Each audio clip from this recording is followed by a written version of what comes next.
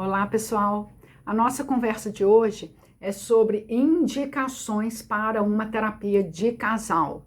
São várias as indicações, no entanto, eu vou destacar duas.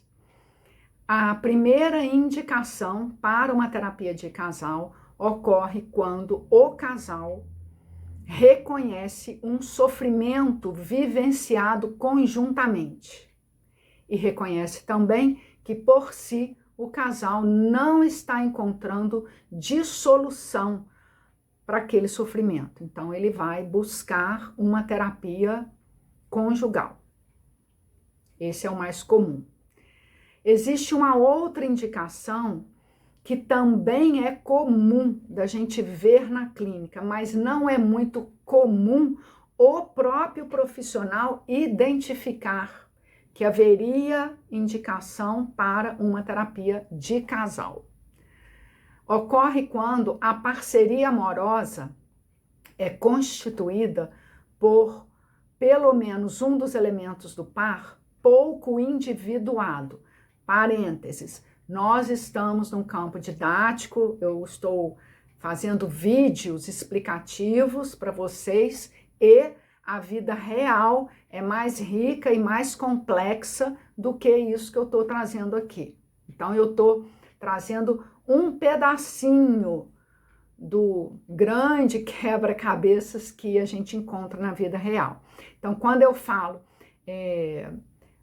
um elemento do par é pouco individuado, o outro é como? Né? Então, tem vários outros elementos que eu estou deixando de falar nesse vídeo, fechei parênteses.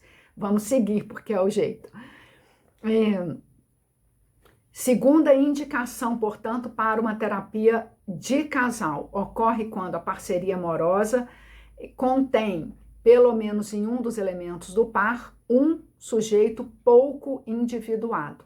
O que é o sujeito pouco individuado? É aquele que, no correr do seu próprio desenvolvimento psicoemocional, que acontece desde que a gente nasce, então ainda lá na fase da infância, esse indivíduo, ele não conseguiu formar por motivos diversos, né, na relação com o outro que isso acontece, ele não conseguiu formar a base do eu, tá?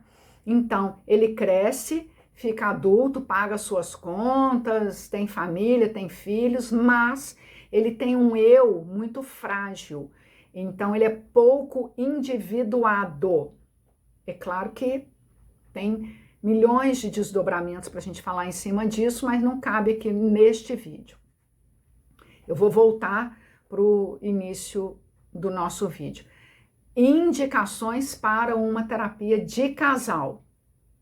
Parcerias amorosas, onde um dos elementos do par é pouco individuado.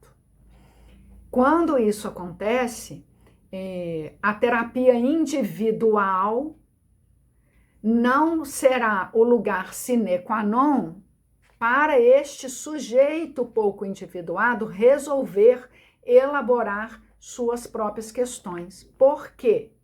Porque uma terapia individual, ela pede como pré-requisito para que o processo aconteça que a pessoa que está chegando traga para o processo algo de si.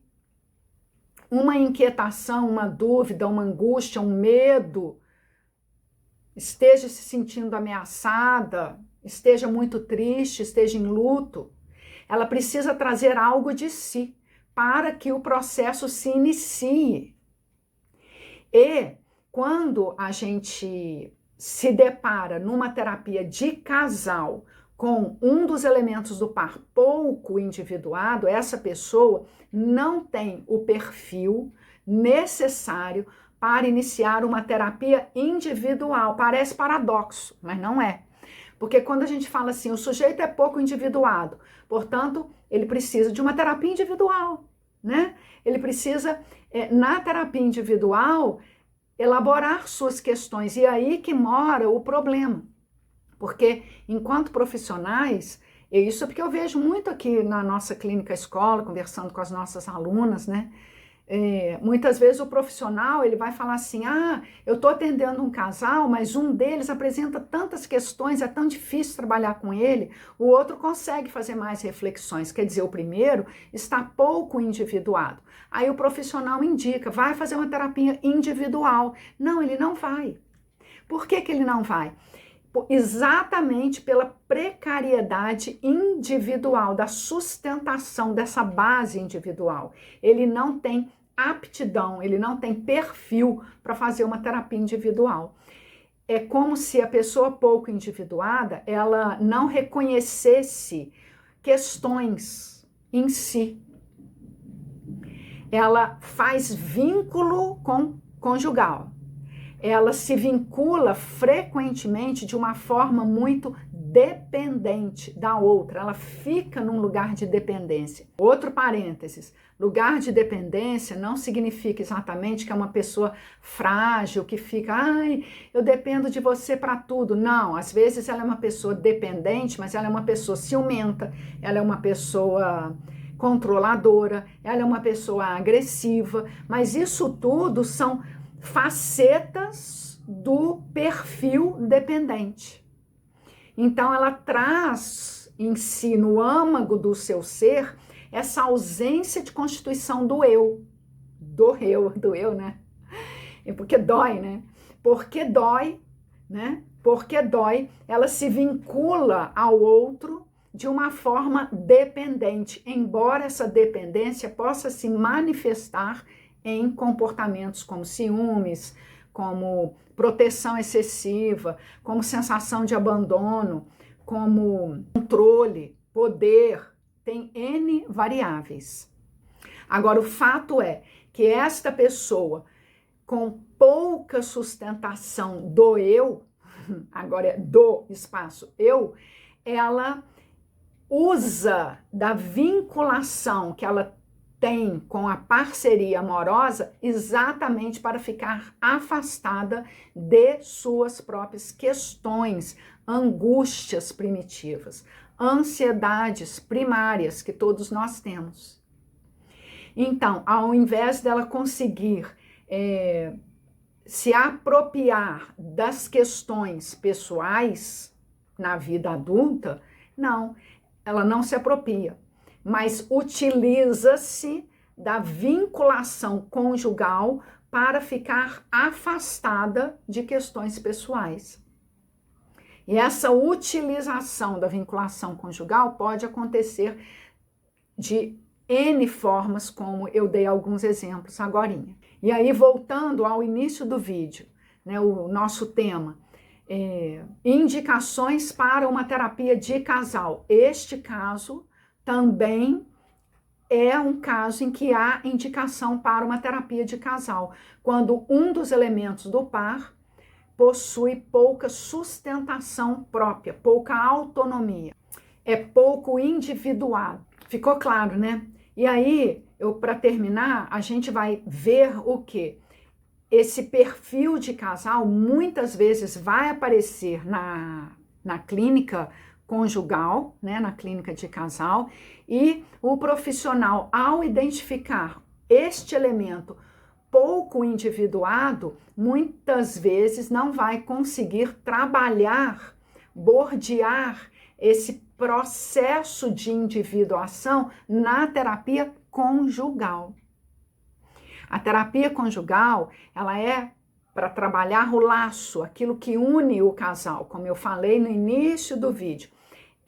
Quando o casal reconhece que há um sofrimento conjunto. Então, eles vão procurar uma terapia para resolver aquele espaço intermediário entre eu e tu.